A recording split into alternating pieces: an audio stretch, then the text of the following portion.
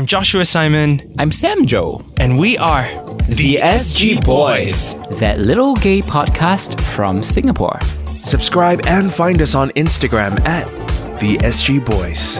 Give it up for Shawn Soh. It's Plantbro in the house. Hi everyone. Okay, explain why you were late, please.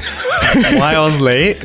Okay, so yesterday we went out to an event by Fomo Homo and I was very drunk and I was stumbling outside and then I was like, Sam Joe, please help me. And then Sam Joe helped me into a cab. Because he knew that you had to record an episode the next day. Yes. Yeah. I did get home by 2, so it's pretty appropriate. I think it's fine. I got 8 hours of sleep. So. That's good. Yeah, it was quite a sensible, time to go home because we were looking at the clock and it was like 12 hours. Can or not? Okay. Yeah. So I was also calculating in my head. I was like, when should I go home? Because usually I'm the late one. So I'm just thankful that I wasn't the last one. Thank you, Shawn. Thanks for making me somewhat early. But I heard rumor has it that Samjo, you were quite the party mom. You were taking care of everyone yesterday. Yeah, because I'm of a certain age and I need to... No, I'm kidding. It's one of those things, right? When you're the sober one, you take care of people around you. I've had to depend on so many friends as well. It's like putting me in cabs or making sure I drink water and everything. And the last thing you want is to be left alone out. When Singapore is relatively safe, but you never know. Nightlife is fun, but it's dangerous, girl. It's you gotta look out for each other. I think people reach out to you also because you're dependable. We know that if we ask you to help us, we'll be safe. So yeah. Oh yeah. Yeah. That's the other thing about Samjo. Samjo, colorful on the surface, loud, fun and everything, but I wouldn't want to double cross Samjo. I feel like if push comes to shove, Samjo would be like, hold my earring. Wait, what? I actually feel like you would protect your people if push comes to shove. I really do feel that you've got that energy about you. Right. I've seen it. Other than the very happy and light-hearted exterior that we all get to enjoy and celebrate, there's also this other part of you who is very a protector. Oh, thank you. Thanks. Yeah. And I feel very protected in return by a lot of my friends. And I don't know, I think we just have to look out for each other, because all we have is each other. And all you need is love. All you need is love. A lady's got to eat. Oh, I love that we're talking about community and taking care of one another because Shawn here has had quite the journey. You were born in Singapore, right? Yes, I'm born in Singapore. Born in Singapore, and then you moved overseas. Yes, I moved to London. I lived there for 10 years. What were you looking for in London? Escape. I think. Let's start there. I was in the closet, so I wasn't accepting myself and my sexuality. I was also trying to pursue creative arts, work in design, and my parents were not very supportive because during that time, design wasn't seen as an actual career. And so there was a lot of frustration inside, and I always felt like the odd one out, like I didn't belong. So everything in my life in Singapore always made me feel like I was wrong, and there was a lot of shame in it. So I remember when I first went to London and went to visit my friend there, and I met his friends, and I think the bubble just popped. I was like, wow, there's this other world out there where no one actually gives a shit about anything. Everything's so free and open. And I came back to Singapore and I thought to myself, okay, I'm going to move there eventually, maybe to study. About 3 years later, after working 3 jobs and saving enough money, I managed to get into Central St. Martin's and I studied there. And next thing you knew it, I was there for 10 years. Then you came back. Then I came back, yes. Why? Because it seemed like you had found what you were looking for. Yes. Did you find the escape that you needed from... Yes and no. The first thing that I had to experience was trying to accept myself. I found it very difficult to accept myself and my sexuality. I remember I was so afraid to be gay. I wanted to challenge myself to be okay with being gay, that I would walk around the streets of Soho just to train myself not to be afraid to be around gay people or queer people. I had a flatmate, and my flatmate is straight. He's a very tall, handsome Italian man. His name is Francesco. And when he found out that When I was in Singapore, I was in the closet, I was going through conversion therapy, and then he was like, what? You're in your 20s and you've never been to a gay club? I'm like, no. I was like, why? He's like, I'm scared. And he was like, okay, Shawn, we're going to a gay club every weekend until you're not scared anymore. And we went out every weekend for 3 months in a row. I remember the first time when I went, I was so scared. I was trembling. And then he would just hold my hands like, we can do this, Shawn. We can do this. And I felt for the first time, like it was such a contrast to the experience I felt in Singapore. Because like when I was in Singapore, I came out to my friends, my best friend, and she told me that she couldn't be friends with me anymore. Whereas in London, this flatmate of mine, who I don't know for very long, completely accepted me. I also remember I came out to another friend, his name is Stefan, and I was like, Stefan, I am gay. And he was like, okay, what do you want to tell me? And I was so mind blown, absolutely mind blown. Eventually, throughout the years, I began to have my own exploration of my sexuality and what it means to be gay. In the beginning, I thought it was about going to gay clubs a lot, or like dating a lot, drink, party, casual sex, and date a lot, and talk about boys. But then I had a realization that the thing that was really bugging me was that I didn't have the acceptance of my family and of myself. And so I think things really, really, really changed. I think at the near end of my time in London. I left London because life was very tough there. You know, I started multiple businesses there. I had a theatre production company. I started an events design company, which I'm still running today. I also started a restaurant. Out of those 3 businesses, 2 failed. I lost all my money. And then I think the last bit was the restaurant. And when I had to give the restaurant away, I was completely heartbroken. And I was like, I can't do this anymore. I need to reconnect with myself. I came to Singapore just to see my family for Chinese New Year. And then COVID came, so I got stuck here.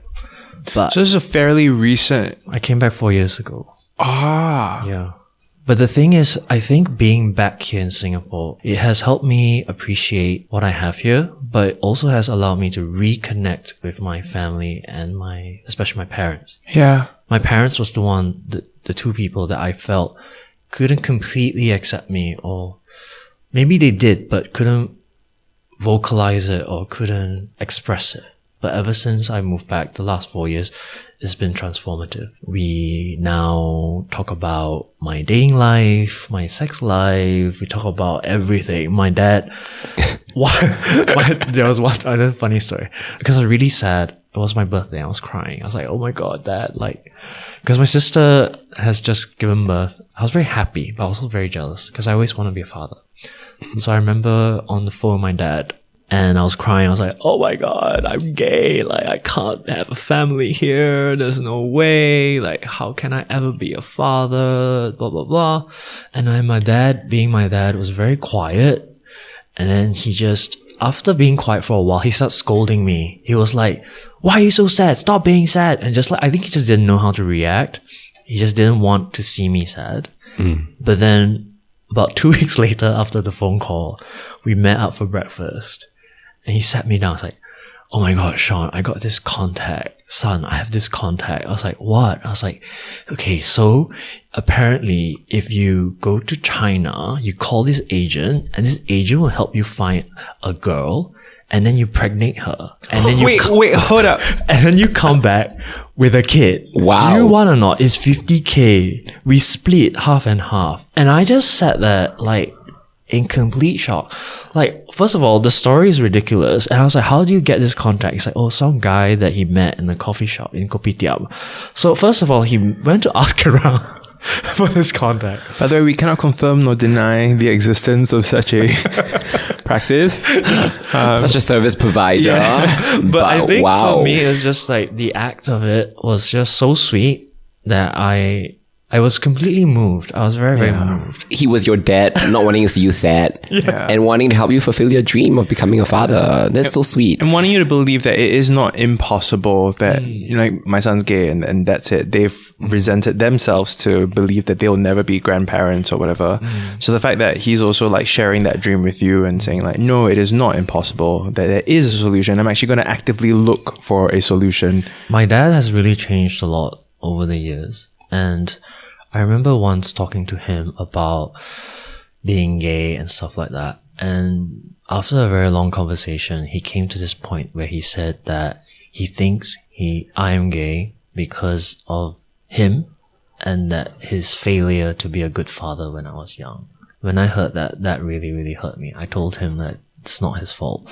But I don't think he actually believes it. Sometimes observing his actions, he's trying to make right by being more supportive and like breaking down his cultural expectations that he has built up over his years and his upbringing. He's trying to break that down and trying to come to my level and understand me. Because like, I remember when 377A was repealed, he was the one that told me, like, I actually didn't know on that day.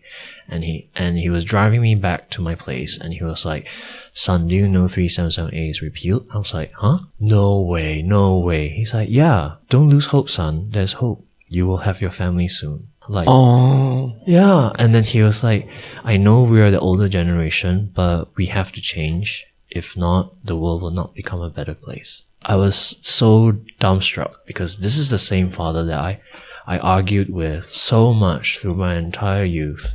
Like, we had such a terrible relationship. We hated each other.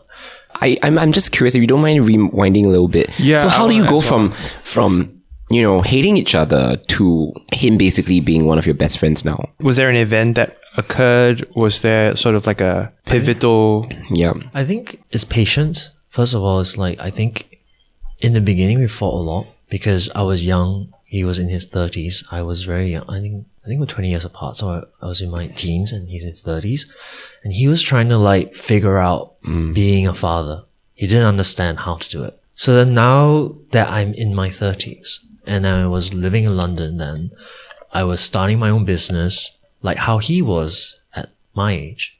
I remember calling my dad a lot, always crying, breaking down because I was like, how the hell do you run a business, pay rent, and like trying to get your act together? And then on top of that, you had me. Like, how did you do it? I think like experiencing what he experienced helped me put myself in his shoes. Whereas for him, I think is because during a time when I was still living in London, he had a triple bypass heart surgery. And when he didn't tell me actually. He didn't tell me because he didn't want me to worry. So I didn't actually know about it. And then until like he finished the operation, and when I found out about it, I was like, oh my gosh, like what? So I flew back and we were having breakfast and he said, you know, when I was on a hospital bed, I was lying down and I realized that nothing actually really matters. I also then at that point, over soft-boiled eggs and 2 kopis, I said to him, Dad, it's been so long that we've been fighting and I almost lost you. We need to get over this gay thing. Like, can we just be friends? And then he just said, okay. And then I think that was like the turning point of everything. Right. Wow. He saw you as a person and not just his son. I think when you're on the brink of death, as I'm sure he felt like he was, you know, your life flashes before your eyes and you go like, okay, what's important? What do you want to hang on to? And what do you want to cherish and make right going forward? Like with what little time we have left. I think sometimes we forget that our parents are people too. Yeah. They're like us. They're exactly like us. Like, I'm in my 30s, late 30s, almost 40. I still have no idea sometimes, like, what the heck am I doing in my life? Like, but when we're young, we're in our teens, we have the expectation of our parents to understand and know how to do everything. And so the resentment comes from that. But I think when it switches, you're like, oh my gosh, now I'm at their age. How the heck do they do it? How the heck do they have children? Like, and I also think sometimes we see our parents as like these statues. They never change. But actually, you know, I'm not the same person I was in my 20s. So my father in his 60s is not the same person he was in his 50s, in his Yeah. 40s.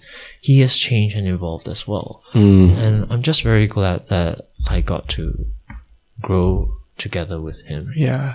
And also like another layer to that I've noticed as well with my dad is that yes, like he is his own person, and like remembering that is important as well. But I think I've also, as I age, realized how similar we are. Oh my God. You want to talk about sort of like the inherited sort of even insecurities, behavior, Generational body trauma. language, all that. Like I would do or say certain things or even tell a joke a certain way and be like, oh my gosh, I kind of sound like my dad. Oh my gosh, that's so true. Or I'm behaving like my dad. Or like in the last episode, I was talking about sort of my trip with my dad and my mom in Japan and hearing some of his stories and what he went through when 9/11 happened, for example, and he remembered where he was. So he was sharing with me how he reacted and everything. I was like, oh my gosh, that's how I would react. These are the things I would say. These are the calls I would make. And the first instinct would be this. And it's like he did the exact same thing. It's like, it's kind of, I've not put us in the same kind of equation like that. Because I mean, as a teenager, you want to be as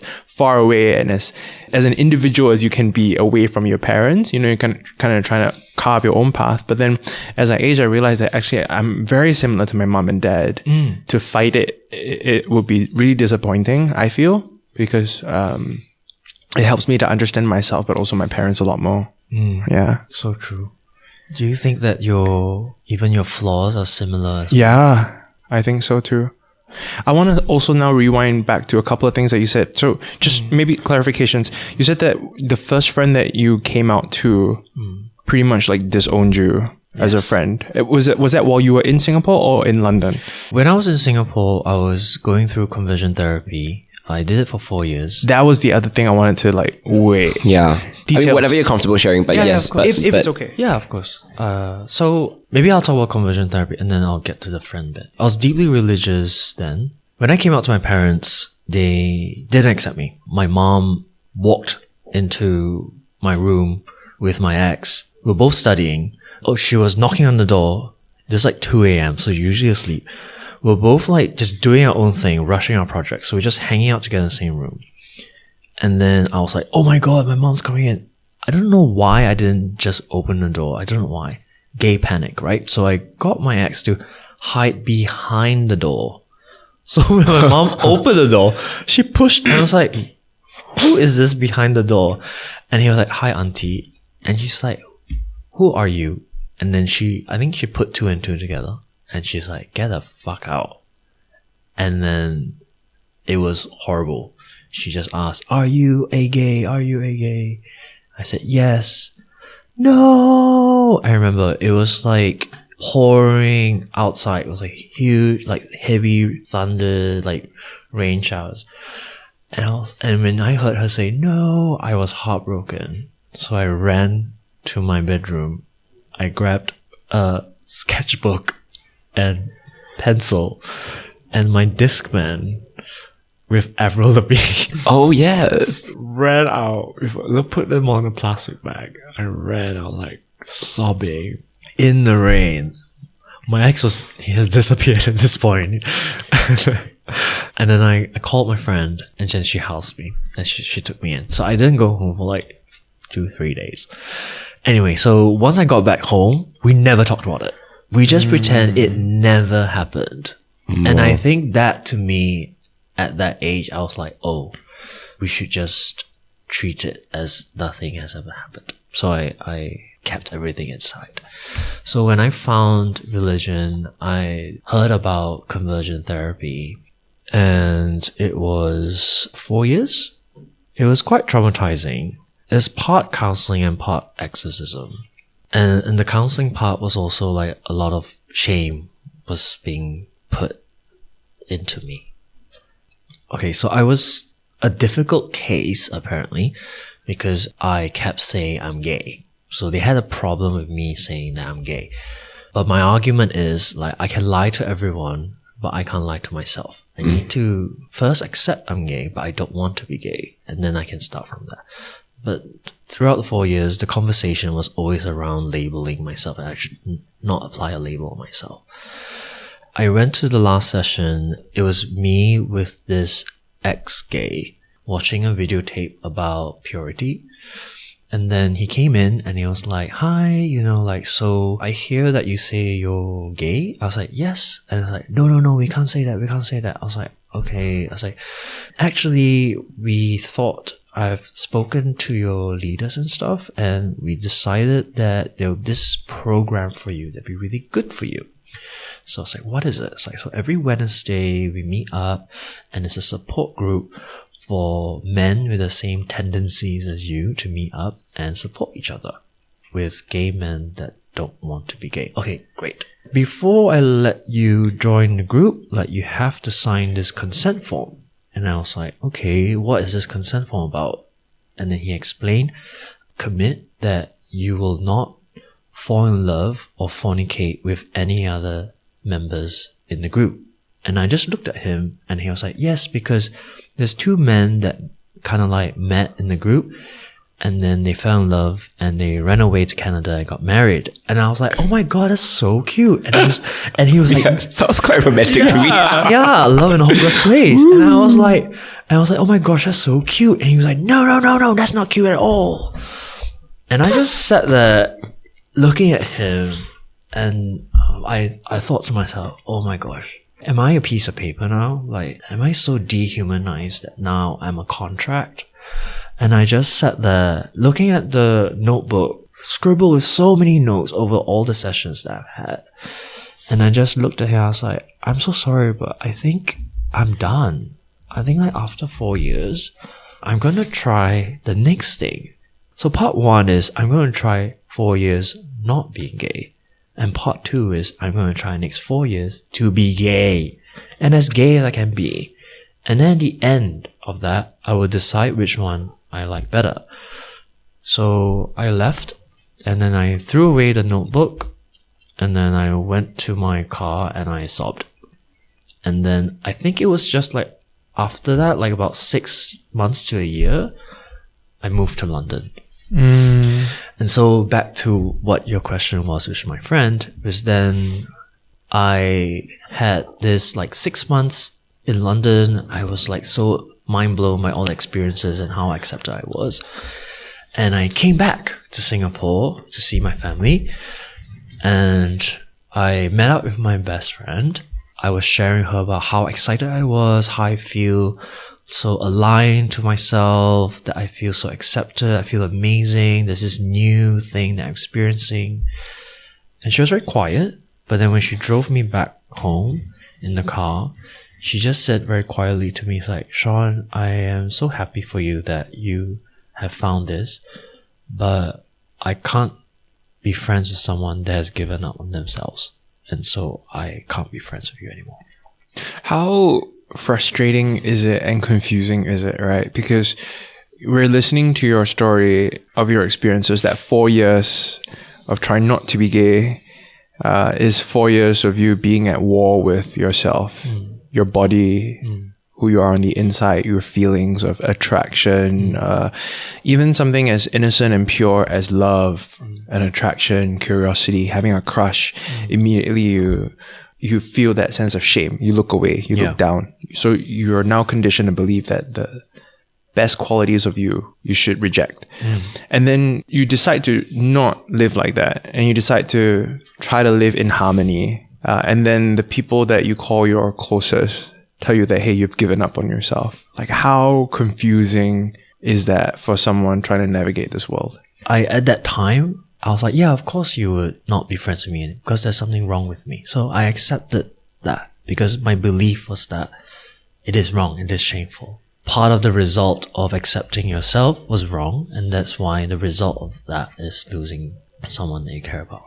I remember begging her. I was like, why? We should be friends. Why are you doing this? Why? But she was very quiet. She was sobbing as well. And then she's like, I'm sorry. And that was it. And then we never ever spoke again. So she's not in your life anymore? No. Her loss. And also we don't know where she is right now. People do change over time and we offer that grace to them as well. Your recollection of her impact on your life, you also don't know your impact in her life. and how maybe that must have really hurt for her as well. And how, I'm hoping that she remembers that and that she reassessed it, and then she meets another person and she tries to do better. Yeah, that's what at least I hope for. But I think also we change. If that happened now, I'll be like, okay. Yeah, take me or leave me. Yeah. So that I think I wouldn't be begging. I'll be hurt, but I'll be like, okay, I understand where you're coming from, but this is who I am now. And that's it. Yeah. It seems like you're at a place of peace right now, which is great. But I can't imagine going through all of that and like having to have people like gaslight you so much along the way and make you doubt yourself so much. I mean, you're not the only one, right? There's so many others, like the 2 guys that went to Canada. And everyone else who did not. Like, you know what I mean? Like, good for them. Like, living their best life, and good for you now. But what about people who didn't come out of that on the other side? I'm just filled with so much like indignation and even though it's not my experience, but I appreciate it. I'm so happy that you are here sharing this version of the story, because it could have gone either way. Yeah. You could have continued. You could have signed that consent form, which is a shit thing to do to anyone, and you could have gone in and like, met up with these other people, and who knows, maybe now you would have been married to a woman, but you would have been living a lie. Yeah. Like and you hurting said, other people as well. And that's the thing we forget. We think, like you do that for yourself, you're saving yourself. You don't realize when you don't live in harmony with yourself, you cause a lot of hurt to other people around you, wreck other people's lives. Yeah. I mean, I pictured a box in your chest weighing down on you when you said, you wanted to if you could get rid of this thing that was making your life a lot tougher. That, I think a lot of us can relate to that, right? There was that deep dark secret, or maybe not so much a secret, but something that you wish you could, excise from yourself. It was almost like, a tumor that you wanted to get rid of. But thankfully we have grown into accepting that as like, it's not something that should weigh us down. In fact, if anything, it's something that should lift us up. Yes. And I'm glad that in a way that box is open and like you are, you have spread your wings in that sense. Yeah. It's a very bad analogy, but you get what I mean. I want to answer that. I mean, that's why he's Plantbro, right? Because he's bloomed. Oh, it was a seed that was sowed and then still a pun on his surname. Exactly. And now he's blossomed. He germinated. Yes. And then he slowly started sprouting roots first in London, and then suddenly the leaves came out, and then he's blossomed. So from Plantbro, he's now Flower Bro. Yes. Yeah. Soon to be Fruit Bro. Fruit Bro. Ooh, bearing fruit. Wait. Do you have news? Yes, I'm pregnant. Oh my god, I'm so excited for you. How many months? Just 2. Oh, okay. Why did I for a second believe you? For a second I was like, wait, hold up. I think we got to know each other, maybe a couple of years ago. From moving back to Singapore from London, he has gone from like, okay, I'm trying to navigate this space. I don't know if I belong here. The more I'm catching up with him, he's more at home, and he's starting to feel more and more comfortable with him being here, but also sort of you feel like you have a calling to be here, or you feel like you're meant to be here. Yes. In the beginning, when I was back, I was like, oh my god, I need to get the fuck out of here. I need to leave. I think it was only last year that I began to find my place. It's like understanding the privilege that I have to be able to experience my experience, but also be able to come out of it. But on top of that, been given a platform where people can hear my story. Yeah, make them feel less alone. I think you don't ever underestimate like how many people you're reaching out to. I know from time to time, even on your socials, you do like a weekly check-in with people, like how you doing, and these could be your friends, it could be strangers as well, right, who follow you. And I love that you take the time to actually read all the messages and just do like a mental health check-in. Yeah, it's like his comment section is almost like a little community of like-minded individuals that think and feel and maybe even dress the same. Yeah, because she's a fashionista. Yeah. By the way, oh my god, I'm so severely underdressed. Thank goodness there's no video component to this. But because I just rolled out a bit, that's why I was on time. But Shawn sounds good, looks good, and always like so stylish. But that's part of your brand also. I've started putting more effort in my dressing because of him. Really? No. Yes, I shit you not, because it was a read. That was a read. No, I shit you not. I was very passionate. I was very passionate.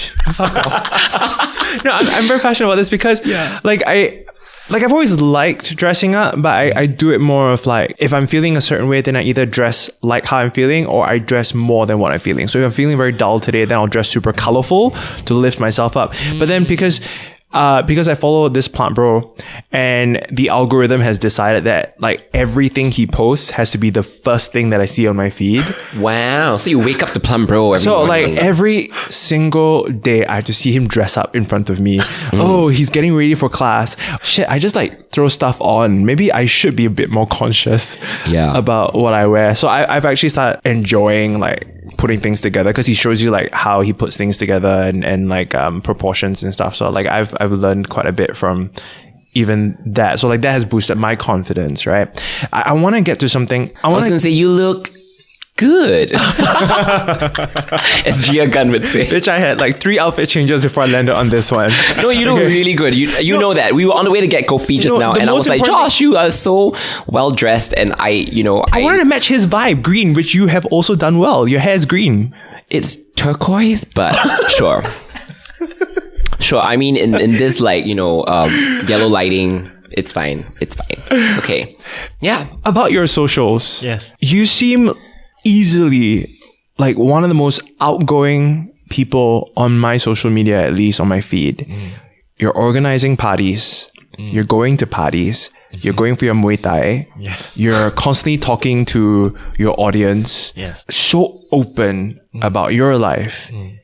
But then you also insist that you're an introvert, which like rocks my world because I thought I was an extrovert, but like I'm at home and I'm keeping away from the rest of the world. If you could sort of talk about maybe the misconception about introverts or what is it really like to be you? Because that is the social media side, but also like when I do hang out with you, I see the introvert side. You are very soft-spoken. You do kind of keep to yourself and you really don't open up until you feel like you trust people. Yes. Being an introvert is basically where you find your energy. And I recharge my energy by being alone. There's 2 opposites trying to coexist in me because there's another side of me, which is I love people. I love community. I love making connections, like deep connections. And also with my work as an influencer, it's quite a social job. So like you have to go out, you have to meet people. It's the coexistence of both that maybe confuses people a little bit. There's also another reason is that I don't have a choice because if I just stay at home all the time, I wouldn't meet anyone because ever since I moved back to Singapore, I feel I hit the reset button because all the friends I had previously before I moved to London, I've outgrown them so much. Like we have different values, we have drifted apart. And now I came back to Singapore, I literally have no friends. I didn't know anyone. And also during that time, once I moved back and all the emotions crept in, I developed really bad social anxiety that made me feel even more isolated. Yeah. Like I need to take a risk. I need to challenge myself. I need to put myself out there. So I love dancing. And then I went to my first baby boy. The best LGBTQ club night in Singapore. I've heard a lot about this. Shout out. Yes. Yeah. See, I keep asking him to go and he's just It's been, so good. Since the very first baby boy, he's been telling me I should go. You would love it. So I went there. I went alone actually. It was very overwhelming, but because I love dancing, I just lose myself. After that, I've been to every single one, and I also met Samjo there. That was before we became friends. I first met Samjo, and he was on crutches in a club night. That was the Christmas edition. Yes, and I remember walking up the steps of Hard Rock Cafe and seeing this guy in crutches at a club, and I was like, "Are you okay?" And he's like, "Yeah, I'm fine. He will do whatever it takes." No, I just really wanted to be there because it was a Christmas edition. Yeah. So I was wearing a Christmas elf outfit. Yes, not sure if you remember. And I had like fairy lights on me because I'm extra that way. Yes. And I was so angry because I had just sprained my ankle a few days before. I was hosting an event in drag, and then I tripped on my heels and I twisted it real bad. So, but I still wanted to party, like, you know me. And, I'm the epitome of an extrovert, right? So for me, it was like, I would feel so FOMO, you know? So I wanted to be there. And I'm glad that we met. Yeah, so through these club nights and these events, I began to meet people. One of my earliest memories of you was, again, baby boy, and you were like dancing in the corner alone. And I was just very intrigued by this guy, right? Like, you know, I had seen him on social media on and off. I had seen you getting spanked on stage. Oh, yes. Yeah. By my mom. By your mom. No, wait, it was almost your mom. Then you swapped, right? Yeah. Yeah. Who is it? This is Brandon that spanked me instead. Yeah, I think so. So it was at Riot Drag Show, Becca the Bus. So Becca always does this. Okay. Hi, Becca. She always does this like birthday segment where you spank the birthday people. Yeah. Right. So a friend, or in Shawn's case, a relative comes up with you. And then if you are the birthday boy or girl, you get spanked lah. Yeah. Okay. I brought my family to Riot, and it was my family's first time seeing a drag show. Yeah. And then they did a birthday thing. So that was my first impression of you. Oh. And then one of my earlier memories. And then I saw you dancing at Baby Boy. So I always, from afar, I always thought, clearly an extrovert. But then when I started talking to you, I was like, oh my God, he's so soft-spoken but very genuine. And I, you know, get good vibes from there. And I always believe that extrovert, introvert or not, we are all on the spectrum, and sometimes we have our moods, you know. Yeah. I mean, you don't see me like being all so loud and proud and everything and all over the place, but sometimes I have my moments, and I really, really appreciate like one-on-one conversations that we have also, because I think that that's really how you like get to understand some people better, you know. If you allow me to be like kind of vulnerable, is I feel like being back in Singapore is like I'm like the kid that joined secondary school at Sec 4. So everyone already has friends. And no matter how hard I try to build connections with people, I would never be someone's number 1 or number 2 friend. I feel like I'm always, at best, a number 5. Because that thought comes to my head sometimes. And sometimes it passes, but when it doesn't, I feel really, really, really sad. Because it's not something I can force. And it's not like I don't have friends that I am their number 1 friends, but they're just not here. They're back in London. I still feel that I am not important enough. I'm just gonna hold your hand and let you know that that's so not true. That you are important. You are. understand. You know that. You're very cherished, like really, really. I know. You I do. know what you say about But we definitely are all susceptible to such moments of insecurity. Like me too. Who doesn't want to be everyone's first choice, or like, you know, or who doesn't want that like company, that intimacy, that, you know, like you said, community. Yeah, I just want you to know that appearances, like, the grass is always greener on the other side. The plant is always greener on the other side. If you think about it. I don't know. What do you think, Josh? The thing that I've been practicing and I'm hearing you share that reminds me of this thing that I've been practicing, which is to, whenever you feel raw like that, try to locate the lie, right? And the lie in this is that you are not enough, or that no one actually cares about you. Right? You go to the root lie, because that lie has been there since you were a kid, and you were told like, you need to pray the gay away, you need to change, otherwise I will leave you. That there's something fundamentally wrong with you, and you have to either behave a certain way or love a certain way, then only will I accept you. Like, that was a lie that's been like there for decades now, you know? So it's like when you have these little moments where you feel a bit more tender, then that lie comes up again. It's like, hey, is it true? And I need to hear that assurance once again that, hey, you love me, right? You do care about me, right? You will show up for me, right? Over and over and over again. But like, just detect the lie there. Because it's not true. It's not true. I'm telling you, it's not true. Again, whatever your personality type, extrovert, introvert, like, we all need to be self-sufficient. And that's something that I have to train myself to do also. I'm so reliant on the company of other people. In fact, I feel quite lost. Like, yes, sometimes I need my me time, but after a while I get very restless and like very itchy. Like, I need to go hang out. I need to go sing karaoke. Which is why we ended up on a random Tuesday night. And Medusa. And Medusa. Our favorite KTV pub. But actually, sometimes like what we have within us is enough. We just need to remember that. I constantly forget that I don't need other people's validation to be happy, to feel wanted. In fact, it's great to have all these from other people, right? You know, to have love, to receive love from other people. But if we keep hankering for it, that's just ridiculous, because let's face it, we all have our own lives. We all are on our different journeys. We're all busy with different shit, like, you know, work, friends, tragedies in our lives. Who knows? Like, everyone's always going through something. Like, sometimes I'll get very resentful also. I'm like, oh, you promised to hang with me, and the last minute you pangseh, right? And I realized that, okay, actually, after a while, I stopped being angry at these people because they have life to do. Yeah. Someone's always going through something else, and it's not on us, it's on them. And it's okay. I think we can all relate to this. Like, some of our closest friends, best friends, like for you, Shawn, those in London, you don't see them as much as a lot of other people. But when you do, it's like time never really passed. Like, you know, you can just, in fact, you don't even have to talk. You can just sit down and like just feel each other's energy, and that's enough, because you know that you're friends for life. I think that's the kind of relationship that I value the most, you know. It's not on shaky ground. So like, even when we sat down before we hit record, like, Shawn was like, oh, I've not seen you in so long. And in my mind, it really was not very long ago. But then he was like, oh, wait, no, the last time at your house, there was a Christmas tree. And I was like, oh yeah, that means December. I'm really appreciative of the people in my life that I feel secure with, in the sense where I don't see you for years and I just know we're good.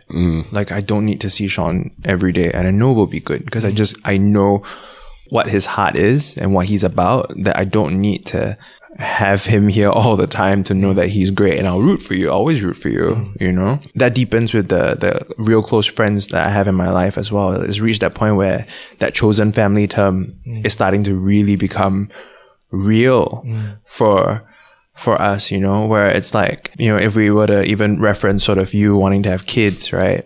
I don't know if I'm going to be a dad, and I'm actually okay with not being a dad. Like, I'm very close with my friends now, to a point where it's like, we talk about like, hey, you know, we're going to grow old together. You know, I'm going to see you when we're like 50, and we're going to keep going, right? And we're going to like remember like how we were when we were like teenagers, and like having like movie nights and stuff. So I'm really cherishing that chosen family aspect of it. To the person listening to this right now, on the MRT, on the bus, or on your the bed. toilet. Oh, sometimes they listen when they're pooping. Like, is that the feedback you've got? Yes. The optimal time for the SG boys. Like, that is, you know, that's high praise for the fact that they want us to be sharing in that intimate moment with them. But anyway, we are the SG boys. Bloop. Splashback. To the person listening right now going, is Shawn single? Ooh, is he available? Could he be the one I've been looking for? What would you say to that person? I'm single, but I think I'm still working on myself to be ready to date again. Because I always see myself projecting my expectations, or like project my fantasies on this person. And when I kind of like observe myself, and then it makes me realize that I am trying to find someone to complete me, which makes me realize that maybe it's not the best time. Right. I remember though you had this list on social media of like your wish list, like qualities that I remember that. Of your ideal guy. Do you want to manifest it? Like, now that you're on the SG Boys. I thought that was wild. I did. Yeah, but that was an IG story that vanished in 24 hours. But how about we manifest it? You want to immortalize it on this podcast? Like, put out your wish list. Do you want to? Because out there is someone else who's looking for a partner, and it might be you, Shawn, and he's specific. He's very specific. He's specific. And also lists, because let's talk about Shawn being a Virgo. This is very Virgo behavior. Very Virgo behavior. He came out, before coming on the podcast today, he had all these talking points about what he wanted to cover. Usually, Josh and I will do that. Best guest ever. Because we didn't have to do... He did his homework. He's probably going to edit this episode, actually. He's going to do the social media for us. Like... Let's read out. It's actually really long. I'm surprised it was so long. Okay. So, Shawn Soh, Plantbro, describe your ideal significant other. He is passionate, driven, funny, but dry humor, comfortable with being either dominant or submissive at different parts of the relationship. Like, specifically in bed, is it? Or like just in life? Like, in life. Okay, like even maybe like ordering food. In life. Okay. So once in a while, he like for you to take the lead, decide where to eat, take the wheel. Yeah. Creative or stylish. I think I would prefer someone that's more extroverted than me. So Just kind of like bring that out of you a bit more. poised, charismatic, but also doesn't take themselves too seriously and comfortable being stupid for a good laugh. Has a hobby and is obsessed. I think it's so attractive when someone is obsessed about something. Like, I don't know, like insects. Or like, just like That's anything. the first thing you thought of? Insects? Someone who's obsessed with insects. I do know someone. I know so many fun facts about insects. It's just like, wow, how do you... I know an insect expert. You want me to intro? Ken? Yeah. Passion, obsession over one thing. I find that very, very attractive. Yeah. I forgot what number. Like otaku level, right? Must be a bit nerdy. I was just going to say like, oh, I love One Piece. Yeah. Or I love this thing. Right. Quick thinking, resourceful, and handy. So the kind of person that you want to be around when there's a zombie apocalypse. Or someone who just changed the light bulb. Yes. Right. Respects his parents and has a good relationship with his siblings. I think that's very important. Very important. Has a sense of self-awareness and some level of emotional intelligence. Understands the need for alone time. Enjoys washing dishes because I hate washing dishes. Very important. Loves coffee. I do not understand people who don't drink coffee. Samjo's just joke. And then the last one is good teeth and oral hygiene. Also very important. Also important. Basically, Shawn just described himself, except for the extrovert part. But he just described himself. Yeah, exactly. So if you're listening and those are also the qualities that you're looking for in a guy, hit up Plantbro. He is at Plantbro underscore. Because he's a millennial. Yeah. It's a very millennial thing to have underscore in your handle, yes. But he's empowering girls and queers. He's a designer. He is a lecturer. And you can find him at shawnsoh.com or Plantbro underscore certified blue tick. Yeah. I think my dad was driving us back. And then my mom just out of the blue was like, have you went on any dates? No. Oh, I have a friend of mine. He has a son and I think his son is like you. Then I'm like, you want me to text her? And then maybe, Not gay arranged marriage. And then I said, can I at least get a picture or like tell me what he's like? Yeah. No pic, no chat. And then I'm sorry, but we come on. Looks are, the first round of not interviews. even an expiring pic. Yeah. Share album. Okay, Yeah. and then she found a picture, and then she told me a little bit about him. He always fights with his mom or whatever like that, and I was like, I don't think he's the one for me, mom. And then immediately she snapped. She was like, you have so high standards. You're gonna be alone. You need to lower your standards. At least give people a chance. And then I just sat there quiet. I was like, Mom, but I don't want to lower my standards. And she's like, okay lor, then you single lor. Wow. But I feel like there's some truth in that. Yes. I think I understand where she's coming from. I mean, we always say, don't lower your standards.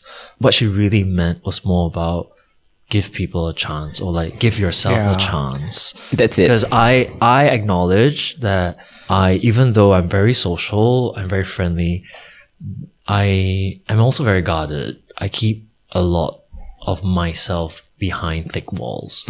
And I think she was trying to talk to me about that and trying to open up a little bit. So your mom actually reminds me of me, right? Because I have some of my good girlfriends who are on the prowl for, straight guys. And I always tell them, it's not about lowering your standards, but because sometimes we help them swipe Tinder or whatever. Right. And then I would swipe right for them and they'll be like, oh no, why? And I'm like, he looks good. He's like, yeah, but it's too short or too this. They will always pick. And I think it's human nature. We find one thing that, that we don't like and therefore, core of the mom that cannot. Is so true. Or, too short or, works in the bank, Yeah, we judge them. Yeah, we judge them, and then things that by that same token, people also judge us. And how would we feel if it's just because of that one thing? I don't like radio DJs, or I don't like plants, or whatever. I don't like blue hair. Yeah. Then, well, fuck us. Quite the opposite. Don't fuck us, but you know what I mean? I think it's you are losing. Why don't you give people a chance? That's what I mean. It's you never know. Sometimes a lot of first impressions don't count. I think about some of the closest people I have in my life. I never thought I would be close friends with them, but looking back, I'm glad we gave each other a chance. We learn to embrace each other's flaws, because like Lord knows none of us are perfect. But it's easy to judge people when it's online, when it's on apps and stuff like that, right? Because I feel like if it's in real life, or I think the perfect scenario for me is that we start as friends and then something else. Like, oh wow, we actually like each other. Let's give each other a shot. Like that would be the perfect case scenario, because then the judgment is not really there. You kind of like already know each other. It's easy to judge when it's like a profile. It's just a picture and like some horrible bio or emojis or flags. Yeah. Yeah. Because you put yourself in that position, it's like you're HR and someone's applying for a job and you're looking at a resume. Everything is there. There are very few surprises left. Yes. So when you finally meet them, if you ever get to that point, it's like you already know everything. I think social media ruins that journey of like discovering each other.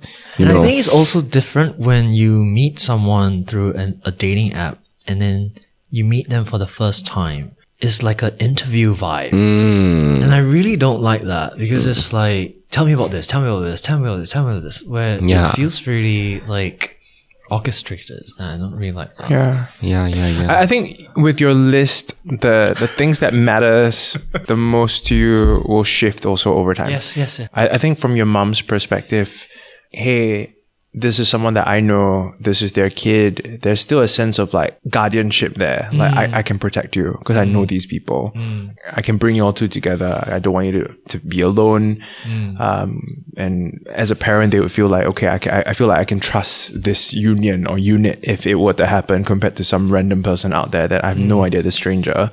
You know, so I think from their perspective, it's like, hey, give it a shot. At least we can kind of like be there to say like everything's okay. Like, So my mom will come on my first date with me, basically. She'll sit right beside us. we are Asian after all. I've been on a Arranged. a date. Well, I guess it was someone I met on the apps. Ugh. Your mom arranged it? No, but the first date was he invited me over to his place and he cooked, but his mom was also there. Okay. Yeah, so it was just a lot. But I mean, it was very sweet because like one thing I love about him, he's still a friend, by the way. I'm not going to name him though. He's very close with his mom and he really respects his mom. You can tell he really took care of his mom, like, you know, and it's just that it wasn't what I was expecting. Yeah. You know, I was like, ooh, we're over to your place, like, sure, let's get on, right? But I'm glad, like, you know, we took it slow and instead of dipping it low. I have another story. I have a story for that. There was one time my mom asked me to cook dinner for her friends, and all her Thai friends came, and then I cooked them a meal, and then I really connected with one of her friends. She was telling me about how she's wanting to redecorate her place, because I was sharing them a designer, but I have an interest in interior design and styling. I love furniture. I freaking love talking about furniture. Anyway, showing her Pinterest images, she's like, oh my god, like, are you free? Like, can we go shopping together? So I went out with her. I spent a day with my mom's friend and I brought her to different furniture shops. And then she was like, oh, you know, I want you to meet my daughter. And I was like, oh, okay. Then she's like, let's go for drinks. And so it was me, my mom, her, and her daughter at a bar, like about 2 weeks after that. And when I sat down in front of her daughter, and then she looked at me, and then she said, by the way, I know your Plantbro. And I was like, oh. Then I was like, so do you know what your mom intended this to be? She's like, yeah, I have a feeling. Then I said, it's okay, we can be sisters. And then after that, we become really good friends. Oh, that's great. I love that. But now her mom knows. And I was just at a wedding yesterday, and the mom was there, and she was like, Shawn, what type of guys do you like? Let me help you. And she was like helping me look for eligible bachelors. It was very cute. I mean, if we were to reflect on the Plantbro journey, it seems like you, I mean, not to reference my radio show so explicitly, but you're on your way. You've been on your way. I think when... Sorry, what show is this? When the season comes... plant season. When the season comes where you're supposed to meet this person and romance is in the air and all that, then it will happen. I have no doubt. It seems like everything has kind of like led from one thing to another. You're very much like on your own journey right now, and yeah, we wish you the best. And I have no doubts that like when you return to this podcast, maybe like a year from now, you would have like a whole lot more stories to share and experiences as well. Yeah. By the way, before you go, and I'm sure a lot of our listeners want to know also, why Plantbro? Because I think you told me before, but I gotta admit I forgot.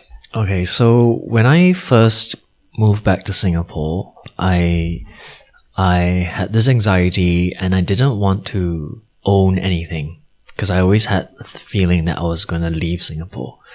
And during that time also, when I moved back, I was feeling very lonely and very low. And remember, I was really close to my dad. So my dad, I didn't have friends then, so I always hung out with my dad, like almost every day. And we will always go to plant shops together because I love looking at plants. And then my dad said, why don't you buy a plant? And I was like, I don't want to buy anything. I don't want to own anything because I might leave. And then my father was like, it's okay, just buy a plant. And then if you leave, then just give it to me. And I was like, no, it's okay, I don't want to. Then he's like, whenever you're sad or lonely, just buy a plant. Come, I'll buy you your first plant. And so every time we went out, whenever I felt low, I would buy a plant. And very soon after, my whole studio apartment was filled with plants. So when I wanted a TikTok or social media handle, I looked around my room. So it's plant. And I'm the eldest brother of 4. So bro. A lot of people have told me that I give big brother energy.